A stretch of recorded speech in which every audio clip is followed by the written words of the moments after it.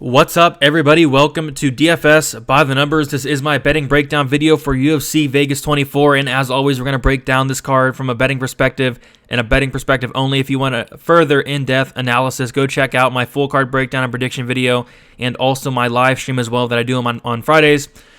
But we're going to talk about some props. We're going to talk about my personal bets. I do have 5. Was supposed to have 6, but we did lose the Farron and Nunez fight. But still 5 bets nonetheless. And on a 3-fight winning streak, it was just barely profitable last week thanks to Marvin Vettori. A lot of my night did rely on Marvin Vettori, and he was able to get it done. This week, not the most action. Next week, I'm going very, very hard. Have a ton of bets lined up already.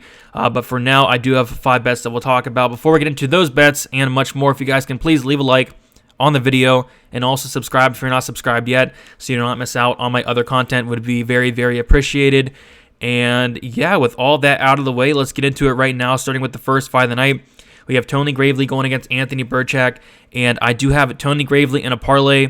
One of my more confident picks on the card. I mean, I guess some concerns I have is Gravely has been submitted in 5 out of his 6 losses. It's just you take a look at who he's losing to. He's losing to guys like Brett Johns, you got Mix, you got Bermudez, you lost to Marab. So when he's losing to top guys. I don't think that Burchak is anywhere near those guys. I mean, Burchak's somebody that not impressed with at all. I think if it stays standing, maybe Burchak will have a chance. It's just, Gravely is going to more than definitely take this down to the mat. And can Burchak get something off his back? Maybe. He has a good ground game. It's just, I think that Gravely training at a very good camp.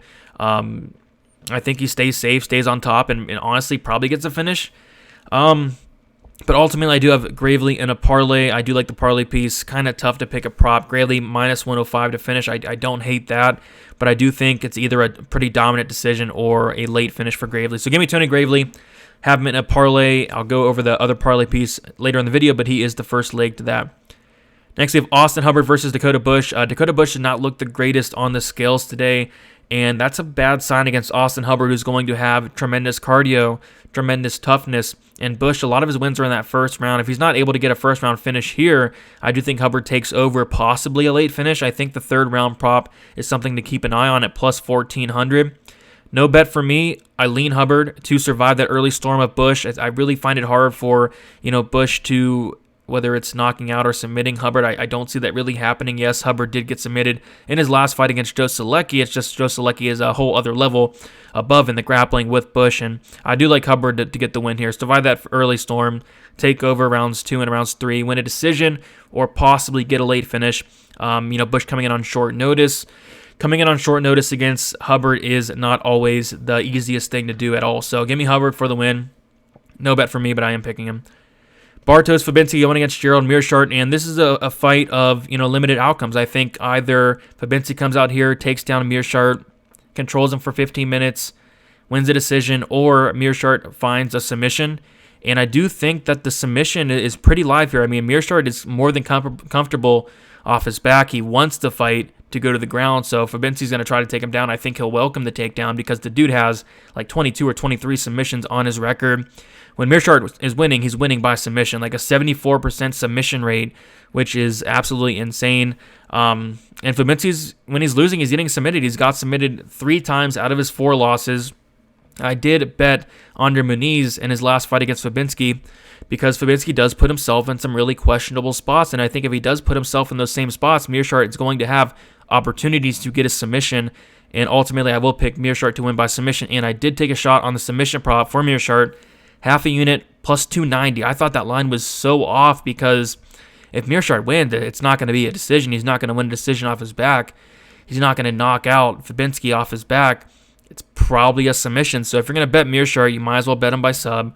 If you're going to bet Fabinho, you might as well bet him by decision. I really don't see another outcome outside of those two, but I will go with Mirshard.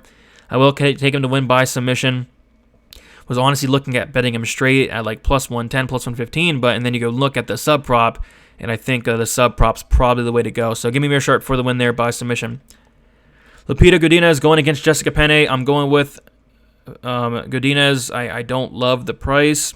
Godinez is somebody that only has 5 fights on her record, but then you got Penne, who has not fought in 4 years. Penne, who has not won in like 6 years. I think Godinez is very impressive on the feet. The only thing I'd be concerned about is if Penne came in here and it looked like how she did against Marcos, she takes Godinez down.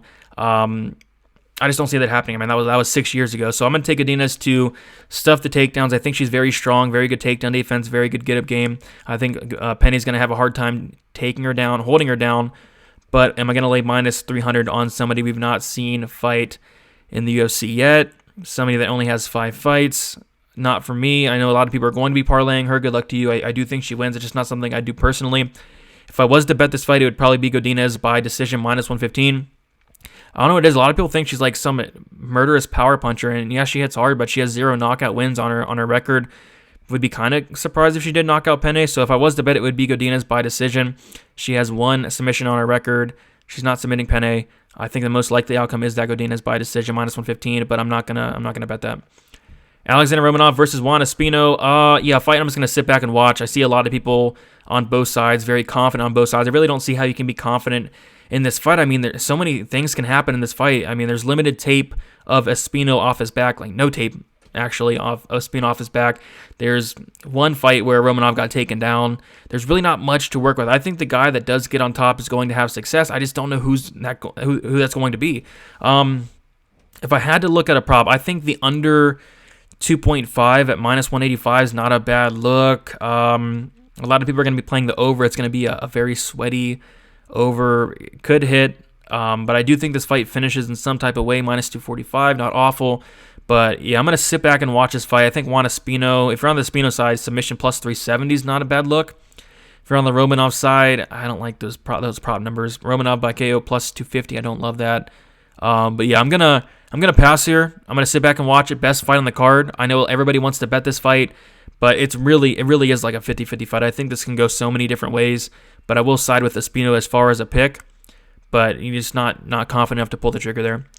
Tracy Cortez going against Justine Quiche. I like Cortez. She did not look great on the weigh-ins. I don't like how she tried to cut that extra pound or half pound. So that's a concern there, but I do like Cortez to win. Quiche with a 55% takedown defense. Cortez is going to be the best wrestler that Quiche has fought. Every time somebody wants to take down Quiche, they're successful in doing so. I think Cortez grinds out those first 2 rounds. The cardio could be a concern if she did have a bad weight cut look, which it didn't look great. But I do think Cortez at least wins those first 2 rounds and wins a decision. Quiche is somebody that's typically very hard to finish, very hard to submit. Yes, she got submitted in her last fight, but she was hurt badly prior to that. So I don't see Cortez getting a finish, and even then, Cortez has 1 submission win on her record, 1 knockout win on her record, so I'd be kind of shocked. I think Cortez by decision's probably the way to go if you are going to play Cortez here. Cortez by decision minus 150, and I did pull the trigger. I have Cortez to win by decision minus 120. I think minus 150 is fine as well if you absolutely want to play Cortez. I know a lot of people are going to be parlaying her as well. I don't hate it, but seeing the weigh-ins, I'd have a little bit of concern there, but I do think she's fine. I do think she wins. I do think she wins by decision. So 1.3 units, Cortez by decision, minus 120 for me. Luis Pena versus Alex Munoz. Munoz probably the most popular dog on the entire card. I get it. He absolutely has a path to victory. On paper, it looks like a smash spot for Munoz. Pena gets taken down a ton. Pena, 45% takedown defense. Munoz, fantastic wrestler. It's just you get into the tape, and Pena is very, very good at. Yes, he gets taken down, but threatening with submissions, using those submissions to get reversals and sweeps. He has 8 reversals in the UFC, which is insane. Tons of control time. He's great at taking his opponents back, and I think Munoz might put himself into some bad spots here. If I was to look at something here, I don't love the money line on Pena. Really hard to trust him, especially as a favorite. But Pena by submission plus 570 is something I looked really hard at. That could be something. Munoz never been submitted, but Pena has a very, very underrated submission game in my opinion. I'm going to take Pena to win. I'm going to take him to win by submission, plus 570. Have not pulled the trigger. Might just pass, but I'm going to go with Pena. Abdul, Razak, Al-Hassan versus Jacob Malcoon. Have a lot of invested in this fight. I know people want to fade Al-Hassan because he's been screwing everybody the past couple fights. He lost against Chaos Williams in the first minute, less than a minute. He lost to Manir Lazez. But you go back and watch a Lazez fight, he is hammering Lazez in that first round. Lazez just has a chin to take it. I don't think Malcoon takes those same shots. We saw Malcoon come in there against Phil Hawes, get touched once. It looked like Hawes barely landed. Malcoon just falls down. I think the same scenario could very well happen here. You take a look at Al-Hassan, and he has 10 wins by knockout. 10 wins by first round knockout. So it's safe to say if he wins, it's going to be a first round knockout. You saw him at the weigh-ins today. He looked fantastic. I think coming up a weight class could help with the cardio, but I hope we don't even have to worry about that. Hopefully he does finish Malcoon very early. Like, this is an absolute layup. The UFC is giving Malcoon to Al-Hassan to get him back on track. I mean, if Al-Hassan loses to Malcoon here, I really do think he should hang up the gloves. Like, this should be a fight where he goes out here and knocks him out within the first 20, 30 seconds. It should be. But I get it. I mean, it's hard to trust him, especially in his past couple fights. But give me Al-Hassan, and he's going to close out my parlay with Tony Gravely. I mean, it's just the biggest mismatch on the card on paper. You go and watch the tape on Malcoon. What's he good at? I don't know. I don't know what he's good at. He's not a great wrestler, not a great striker. Brown belt in BJJ, but you look at his record, he has no submission. So what is he good at? I don't know. Why is he in the UFC? I don't know. 5 fights. This is a fight Al-Hassan really should win. I'm going to trust him one last time in this fight. Fade him going forward, probably, but this is a fight I do like Al-Hassan to get it done. So I do have Gravely parlayed with Al-Hassan, minus 131, 1.5 units on it. 2 of my most confident picks on the slate parlayed together. You guys know that I do like doing those 2-leg parlays. I don't really like going more than 2 legs unless I really am confident in 3 legs, but I do like that 2-legger there, and I'm riding with it. And then I do have Al-Hassan wins by KO in round 1, plus 135. I mean, that's his path to victory. He hasn't won any other way than that, and you're giving me plus 135. So I do have a half unit on that. I also sell books with Al-Hassan wins in the first round plus 140, which is even better. I don't have access to that line, but if I did, I would be playing that as well. So give me Al-Hassan. I'm going to trust him one more time. This is a fight he should win.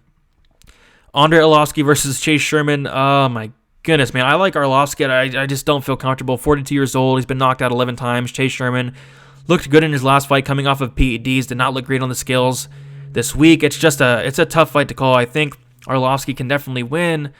And I'd also look at the under, or the fight doesn't get to decision at plus money, but it's just Olowski does not have a knockout win in like 17, 18 fights. It's been so long, since like 2015.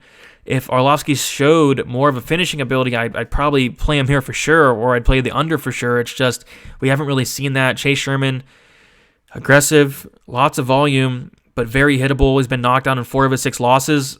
I'm going to take Olowski. If the money line gets better, if the money line goes to plus money for some reason, and I can't believe people are betting on Sherman, but if Olowski does get the plus money, I'll probably pull the trigger then. I just don't feel great about it. And like I said, if the under's not a bad look, the fight doesn't go to decision is not a bad look based off the fact of how Sherman fights. Because if Sherman does win, it's going to be by knockout. Olowski has been knocked out 11 times. If Olowski wins, I could see a boring decision. So probably the best move is to pass. I think there's some better spots on this card, but give me Andre Arlovski to win the fight. Just don't know if I'm going to bet that. And then we have Jeremy Stephens going against Shakar Close. I do like Stephens here. We saw at the weigh-ins. I think this is going to be an absolute war. And it's funny, Close says in like every interview, like he's going to knock out his opponent. You go and look at his record. No knockouts in the UFC. I don't really see him finishing a very tough, very durable Stephens, who has been knocked out 3 times in a ton of fights, like 46 fights. So yeah, very good chin on Stephens. We saw Close just get knocked out by Beneil Dariush.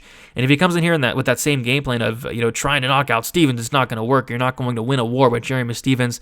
Stephens coming up a weight class. He looked great on the scales.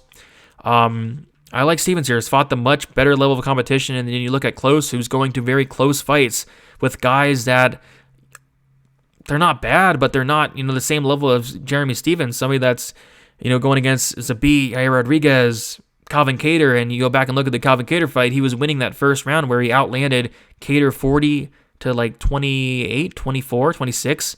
Regardless, outlanded him in that first round. Looked great up until the knockout, but everybody would get knocked out by that elbow. That elbow was fantastic by Kattar. But yeah, he looked good, and I think coming up weight class is going to help him. He's talking in his interviews. He sounds very serious, sounds very motivated. He says he stopped drinking, which is a good sign. I like Stephens here. I really do think he should probably be a little bit bigger of a favorite. I think this is kind of disrespectful, but then again, I do get it. A lot of people do like this Close guy. I'm not really a big fan of him, but it should play out somewhat close, as a lot of close fights are. But like I said, he's going to close fights with Bobby Green, Christos Giagos, Lana Venata, Tamor, Guys like that. And Stevens is losing to, legit guys. So give me Stevens, 34 years old. I think it's going to be a war, and I'm going to say Stevens knocks him out. Stevens by KO plus 290, not bad. But ultimately, I really do like that money line, minus 120. But I'm going to go Stevens knockout here. And then finally, the main event. Just want to remind you guys, I'll be posting my bets on Twitter and Instagram tomorrow, or today. You guys are watching this today. Twitter is DFS_numbers. Instagram is DFS by the numbers. Going to be getting those out there, and I might add something, I might not. But as of now, I do have those 5 bets. And then Whittaker, Gastelum. I'm going to take Whittaker. Not going to parlay him. I know everybody is parlaying Whittaker. Not something I do personally, but I do think he wins. Some concerns I have is the possible durability of Whittaker. He's been knocked down, I think, like 5 or 6 times in the UFC. We saw him knocked down twice against Romero, knocked down twice against Adesanya. We saw him hurt in the Till fight. I just don't really know where his durability is at. You got Gastelum, who, it's the opposite. The Gastelum has some insane durability. He took Adesanya's best shots, some power himself. So I guess the only concern I have would be Gastelum possibly hurting Whittaker, maybe knocking him out. But I do think Whittaker's the better fighter here. I do think he wins a decision, 25 minutes, outstrikes Gastelum. I don't see Gastelum taking Whittaker down. If he does, I don't see him holding Whittaker down. I don't think he has the cardio to go a wrestling-heavy game plan for 5 rounds. I'm not saying he doesn't have great cardio. I just don't think he has the cardio to do that. It looked like in the Heinisch fight, he was definitely slowing down using that wrestling-heavy game plan. But I'll go with Whittaker. I'll go with Whittaker to stuff the takedowns, keep it on the outside, outstrike Gastelum. It's just the chin that does concern me. I think a prop, if you're on the Gastelum side, plus 610, Gastelum by KO. I think that lines off. I think if he wins, it's by KO. I don't see him winning by submission. I don't see him winning by decision. So if you're going to play Gastelum, play him by KO. If you're going to play Whittaker, I'd be surprised if he knocked out Gastelum. I know a lot of people think that Whittaker does knock him out. Gastelum's tough. Gastelum has a chin on him. I think Whittaker by decision plus 150 is not the worst look in the world, but I'm going to be passing on the main event. I know people don't like that, but I don't really feel the need to play this fight. So yeah, going to quickly go through my bets. Jeremy Stephens, minus 120, 1.2 units. Tracy Cortez by decision, minus 120, 1.3 units. Abdul Razak, Al-Hassan, parlayed with Tony Gravely, minus 131, 1.5 units. Half a unit shot on Al-Hassan, wins by TKO KO in round 1, plus 135. Like I said, half a unit. And then half a unit on Mirshard, wins by submission, plus 290. Those are my 5 bets. Was supposed to have 6. Zarafaran off the card. But yeah, kind of a small card. I'm completely content with that. Don't really want to force anything. This card is not the best for betting in my opinion. But next week, UFC 261, I already have 4 bets, 4 pretty big bets as well for 261. So 261 is going to be a big week for me. If you guys do want early access to those bets, sign up on the Patreon. Yeah, lots going on. So I'm going to try to get the 261 content out pretty early. I've already got through like 5 or 6 fights. Have, about 7 or 8 more to go. But yeah, guys, thank you so much for watching. If you guys can leave a like, subscribe if you have not yet. YouTube's likes have been acting up. I don't know if they fixed the like situation, but like it anyway. Let's try to get those likes up. And good luck on your bets for UFC Vegas 24. And talk to you guys soon.